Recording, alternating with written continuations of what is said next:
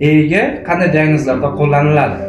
Asosiy diagnozda qo'llanilgan diagnozlar bu uyqu, normal uyqu faoliyatini kuzatish uchun 2 sudorga, ya'ni epilepsiya jarayonini kuzatishga yoki epilepsiya o'choqlarini aniqlashga yordam beradi. 3 hozirgi davrda rivojlanayotgan diagnozlar, ya'ni autizm, RAS, PRR kabi diagnozlarda qo'llaniladigan hisoblanadi.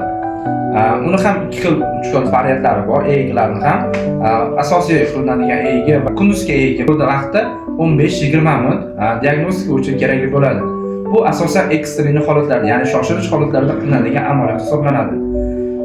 O'zimizning shaxsiy tavsiyamiz, agar vaziyat bo'lsa, vaqtingiz bemalol bo'ladigan bo'lsa, xalqaro standartlarga mos ravishda bo'lgan tungi EEG, ya'ni tungi EEG monitoringni o'tkazishni tavsiya qilamiz. Bunda har xil 1 soatdan 8 soatgacha EEG monitoring qilinadi.